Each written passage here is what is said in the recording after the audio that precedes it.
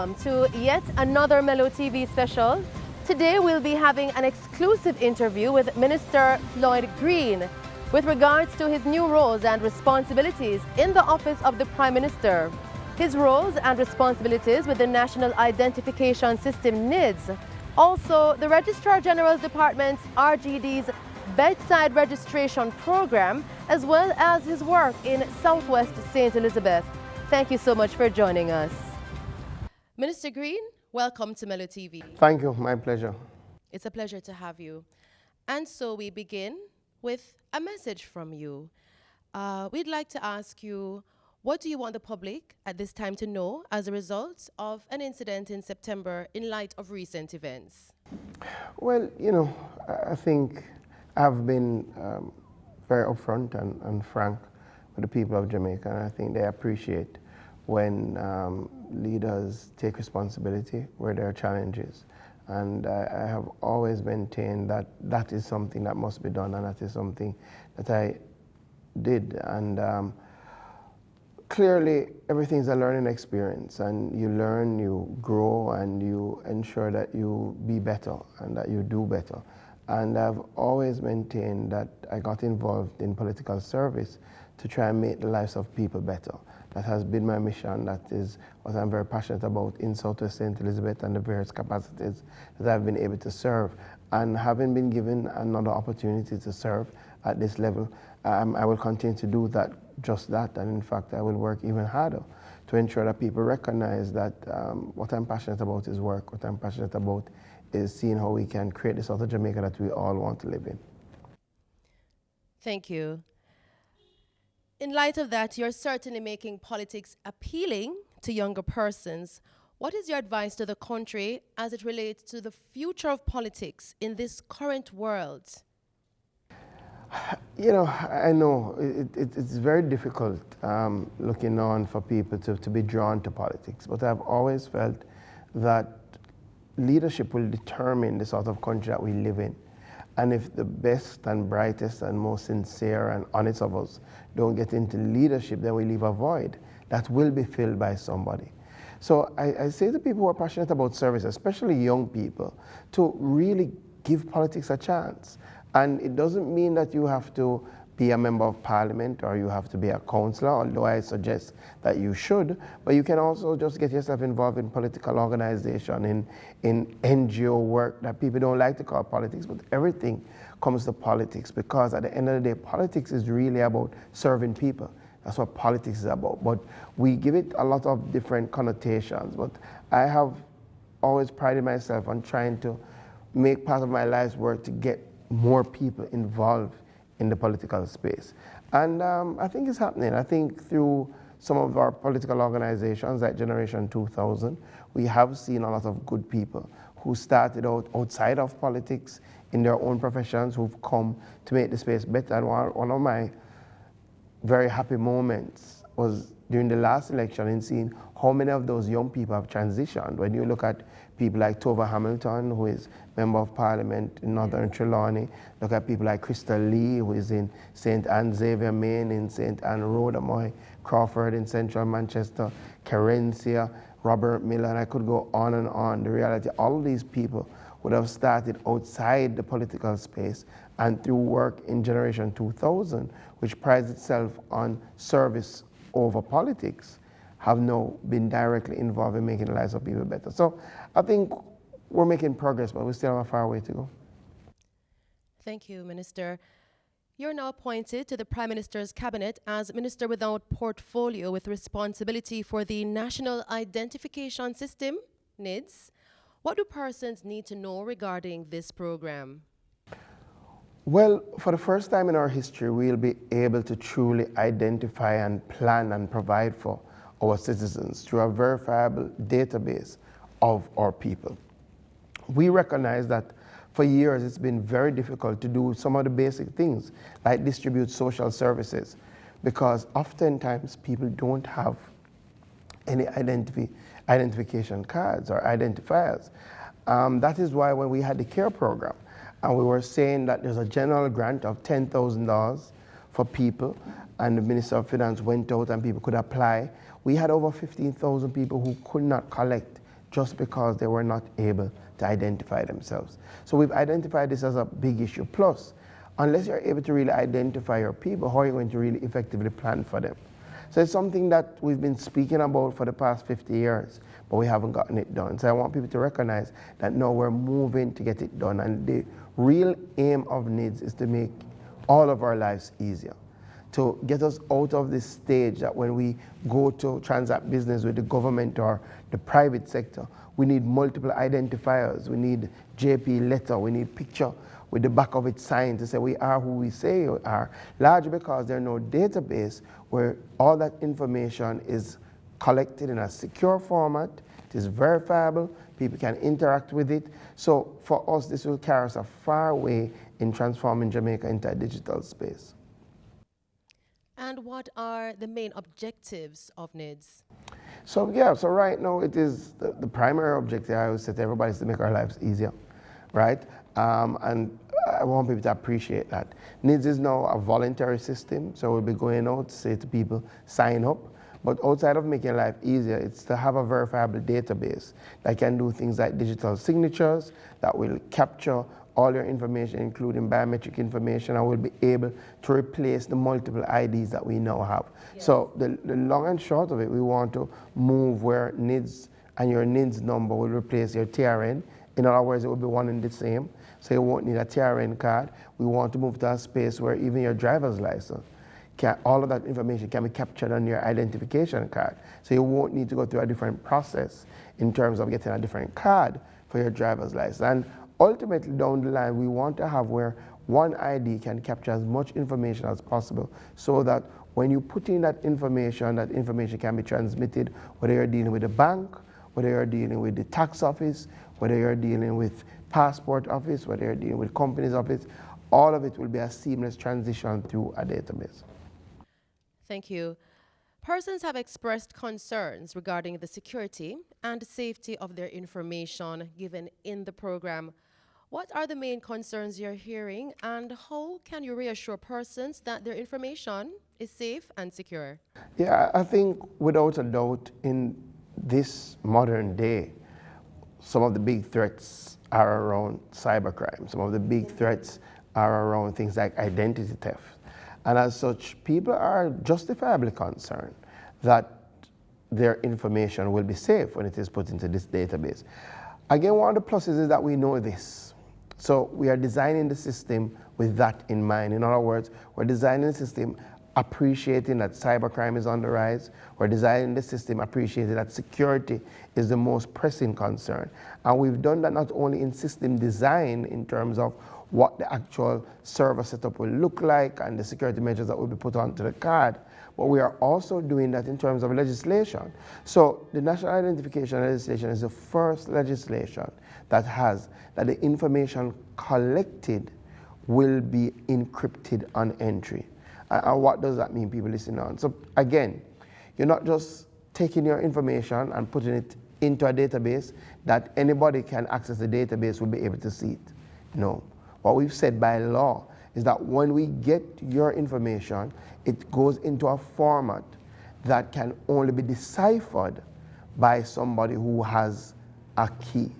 So in other words, the information to the naked eye is illegible. It's similar to what happens on WhatsApp, for example. It's similar to what happens in some of the best systems in terms of security, because it ensures that only those who have access is able to process the information.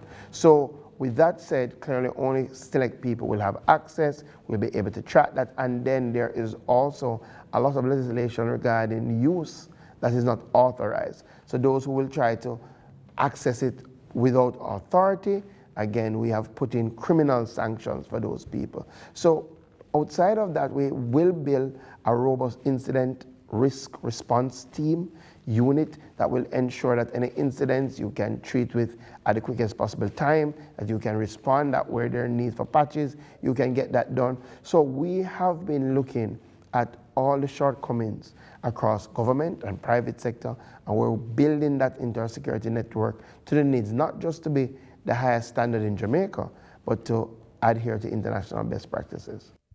Thank you. Minister Green, will you be rolling out a public awareness campaign as you approach the launch of the Nids? Absolutely, and we really expect the Mellow team to be a part of that drive. We really want to go in every nook and cranny and to speak to people, have people appreciate what are the benefits of the National Identification System, why it's important to have it, how do they sign up, and we're going to take the information on the road. And not just me, I'm going to bring the technical team because people may have questions, they want to get specific answers in terms of security systems, in terms of procedure, enrollment. So yeah, we plan to embark on a massive island-wide campaign, and we're really we want all hands on deck for this.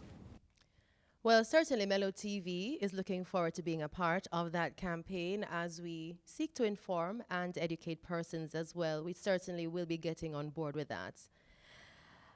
Will the Nids bring us up to the modernized first world countries, for example, the US, in terms of identifying citizens and having data on persons that's readily available for various reasons? Yeah, it's a start. It's a start. I think it will definitely make us a lot more efficient in providing social services. It will definitely make us a lot more effective in our planning. Nids, once we have great take-up, it will be a robust identification system, which is on par with countries like Estonia. And let me tell you what that means in real terms. So Estonia, that basically has everybody on their identification system and has that database, part of what we're modeling. It means that they have a system in place now at their hospitals that if a child is born to a family that qualifies for benefits, then the family does not have to go through an application process because they already have that information. So in real terms, so you are on the PATH program. You have just had a child in those circumstances. It means that the child would automatically qualify for the PATH benefits. But in our process, because we don't have a database with that information, you would now have to go to the Ministry of Labor to go apply and things of that nature. What this gives you the ability to do, as they do in Estonia, is that before the baby leaves the hospital, that family is already put on the social welfare program. So you already start getting that benefit in real time. So again, just think about, instead of waiting 6 months, 1 year, that application process having to go somewhere to, by the time you reach home, that benefit is already accessible. And just think about what it could do for our farmers. When you have all that information, you know that our farmers are potato farmers, you're looking for a program to help potato farmers with inputs. Again, you have a ready database that you can access. So it will move us along that digital transformation curve. We still have other things to go, and part of what I will be working on with the Ministry of Science and Technology, we still have to ensure that more of our service move online, right? So some of the things that we do manually across government agencies, that people have to travel from country, come in to prove that they are who they say they are in order to access it. We expect now to move some of those services online. So you can stay in Treasure Beach, you can go in your room, put in your national identification number, and because that is a verifiable database, unlock the services in any government agency. We're not there yet, but that's where we want to go. Thank you, Minister. What is the timeline for the rollout of the Nids program? Yeah, so good question. We want to start the second half of this year with a pilot project, targeting Kingston and St. Andrew, which is clearly our most populated space, and running through the setting up of a number of enrollment centers. Starting with our first enrollment center, which will be at Jamaica Post and Telecom. And people will then be able to come in, provide the information, go through the process of enrollment. We will process their card, and they will be able to come and collect the card at an appropriate time. So we want to start that to the second half of this year. Clearly, we've decided to do a pilot. It won't be a long pilot, but with any system, you want to try it first. You literally want to see people come in, run them through that process, take that information, ensure that you're hitting the timelines that you want to, timelines in terms of processing the person from they get in to getting back out, and timelines in terms of getting the card printed and to them. And once we have gone through that process, then we will go island-wide. So we will do the pilot towards this end of this year and then move to go island-wide with our enrollment centers. Thank you. And for persons who are wondering, what information exactly will be found on the Nids? What are persons required to provide? Yeah, so we will go through information session education program where we will walk people through the enrollment process and what they will need to take. Clearly, there are going to be foundation documents that you need to have so that we know that you are who you say you are, for example, your birth certificate, right? And clearly, the Nids will capture, like other identification systems and like our passport system, it would capture your picture, right? It will capture your fingerprint, we have your biometric information, and when you put all of that together with your birth certificate and transform that into digital form, then we will create that verifiable database. So we will go through, and I've said to the team to look at the process. We do want to make it as easy as possible, but clearly there are some critical information that we must have so that, again, we can say with certainty that you are who you say you are. Thank you. And speaking of birth certificates, the birth certificate is one of the most important documents a resident can have. However, many parents have trouble getting one due to costs or having to travel to their regional office to get it done. Are there any plans to simplify the process, and how can the government assist with making this process less expensive? And well, I'll say two things. One, definitely there are plans to simplify the process. I think simplification of the process really means making the process digital. So that you don't necessarily have to leave the confines of your space and incur those expenses in order to get your birth certificate or your marriage certificate or a death certificate. And we are far advanced in that regard. And we consistently look at our pricing models. In fact, we have recently, last year, implemented a new premium service, because you do have some people who, it's fine if they get back their birth certificate in 7 days. It's fine if they get it in a month, but you have those who need it today for today or today for tomorrow, right? So we've brought in a premium service that people can access at a higher cost, but at the end of the day, we guarantee that you will get it back in 24 hours, and that has been going well. So we are consistently looking at models. One of the things that I really want to look at, and I have already tasked the team, and they're far advanced, and hopefully we can launch this in March, is that there are a number of residents who do not have birth certificates. For whatever reason, they were never registered, especially in country. And oftentimes you come across them when they're trying to do some business and they have a difficulty. And as you said, a lot of those people are unable to afford getting that birth certificate. So the government intends to roll out a program that will target those persons who are unable to afford a birth certificate, who would have never been registered, and to get them registered.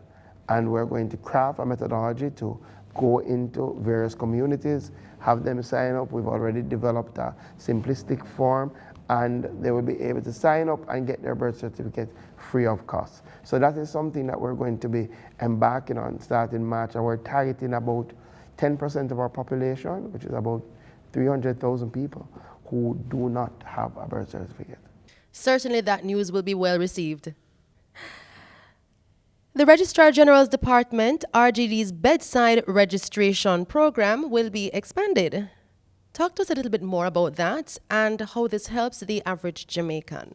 Yeah, so our bedside registration program has gone very, very well, and I think most families who've had a child recently will testify of the fact that now we have RGD officers who come and they attend upon the birthing centers and they take your information and they start the process of registration from before that child leaves the hospital.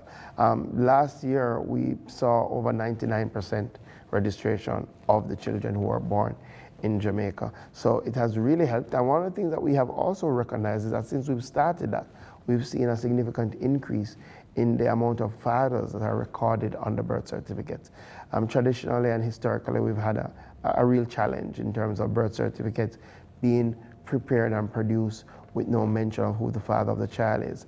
And when I looked at the last statistic, at least a year ago, we were up to almost 70% of the birth certificates having the name of the father. So we've seen that significant benefit. What we want to move it to now is to ensure right throughout Jamaica, we've already started in some parishes, but we want to have right throughout Jamaica, our RGD officers who go to take that information will take that information electronically. So they'll be provided with tablets, and we are developing an app that will be used internally so that when they enter that information, it automatically populates the new birth certificate that is to be issued. What we're trying to do, and we expect that we'll get there next year, right? So this year we intend to really roll out island-wide that electronic registration component of the bedside registration. And what we expect to be able to do next year is that next year we expect that you will be able to leave the hospital with at least a digital copy of your birth certificate, right? So we're really trying to see how we can save time, be much more efficient, and ensure that the child starts life ready and prepared. Thank you. And now we turn our attention to the ongoing pandemic. And with the rise in crime in the country, the JLP-led government has come under a lot of scrutiny and pressure from persons in society and the opposition. How would you rate the government's performance so far, and what would you say to the critics? Crime is a very challenging matter. You know, for the past 2 decades, past 20 years, Jamaica has murdered more than 1,000 people per year, right? So I think most people recognize that there is no short-term fix for crime, that you won't in 1 year, 4 years be able to wipe out the sort of challenge that you have had over the past 2 decades. So I think people appreciate that any government needs time to treat with the crime problem, especially in getting to the root of some of the causes of crime.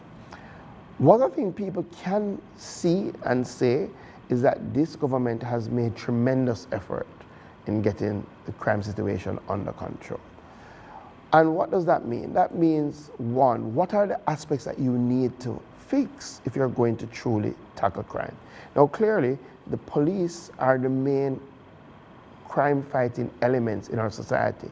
They're the ones on the front line. So trying to ensure that their conditions of service is better in terms of the facilities that they work in, trying to digitize what they do, trying to ensure that they're able to gather better evidence through rolling out things like cameras throughout our country. Those are critical things, ensuring that they have motor vehicles that they can move around.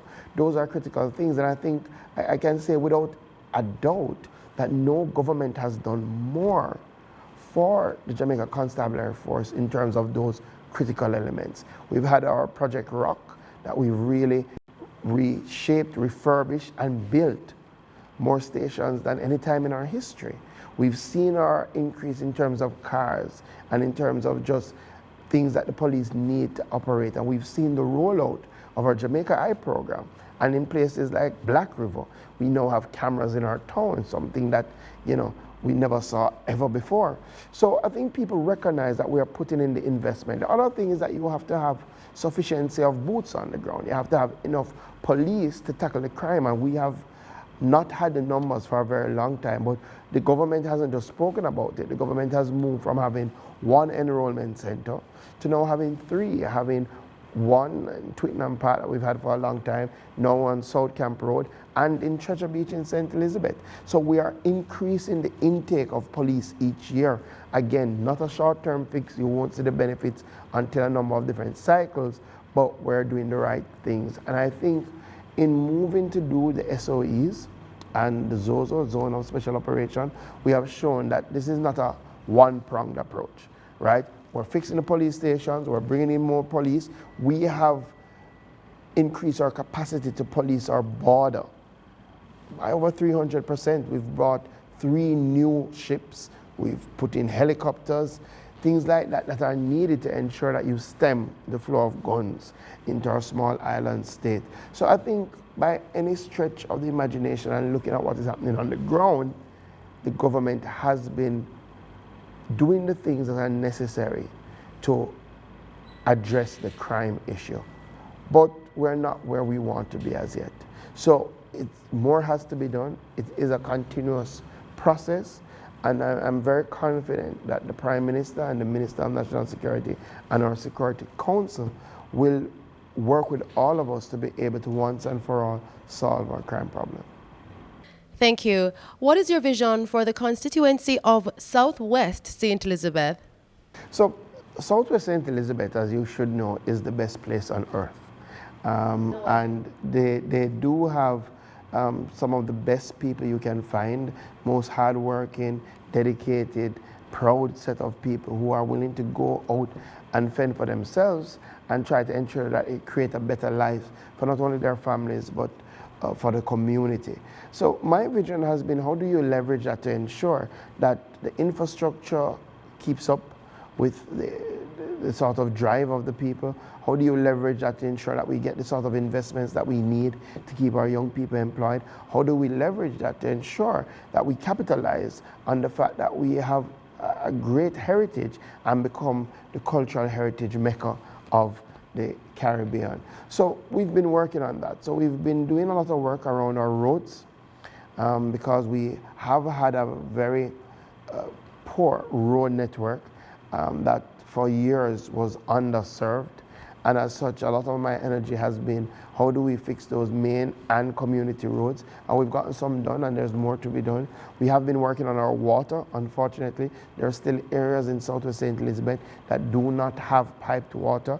And we have brought water to areas since I've been MP, but there are more areas to go. We've been working on getting electricity. Unfortunately, there are still areas without electricity in Southwest St. Elizabeth. We've been able to get some electricity since I've been MP. There is still more to be done. And we have crafted a sort of tourism development plan for Black River and a community tourism development plan for places like Treasure Beach. And we've been working to improve the aesthetics. You know, we did a lot of work in Black River recently, and also to improve the structure, the drainage, and we'll be doing more work to put in some murals. We'll be doing work to put in a Zong experience, celebrating just the power of our Black ancestors to be able to survive slavery and the episode of the Zong massacre. So there is a lot of work that we have done, and there's a lot of work to be done. But ultimately, the work is at the base. How do we look community by community and better the lives of those people in those communities? Indeed. Thank you, Minister Green. And finally, with your capacities in the Office of the Prime Minister with responsibility for Nids and your work in Southwest St. Elizabeth, among other projects, what is the factor that will continue to motivate you to serve in these capacities? Yeah, that's a good question. The people. It's always the people. It's always been about how can we serve the people. You know, when I decided to get involved in politics, and I say decided because there was a long time that I never believed I should get involved in politics, because it can be such a dark space, it can be such a challenging space. But when I decided to get involved in politics, I said to myself that I would only serve if I could find a constituency in St. Elizabeth to represent. Because growing up in St. Elizabeth, I'm very aware of the challenges that we've had and how hard our people work. And I've always said that better leadership would really allow us to leverage our talents better and create a better space. So I've always held that view that I have to go to serve in St. Elizabeth. And the question is, what keeps me motivated is the people of St. Elizabeth. So in the most challenging times, in the darkest days, in the days that you wonder if you made the right decision, you look back at the people you've been able to assist, you look back at the communities that you've been able to transform, and you get that drive because each day you have an opportunity to do that, right? And that's what makes it all worthwhile for me. Minister Green, it's been a pleasure. Thank you for joining us today on Mellow TV. Anytime, anytime. And thank you for having me. A pleasure indeed. You've been watching our Mellow TV special with Minister Floyd Green on his responsibilities in the office of the Prime Minister, his work with Nids, as well as his work in his constituency in Southwest St. Elizabeth. Thank you for watching. It's been my pleasure to be your host, Shelley Hill. Pleasant viewing.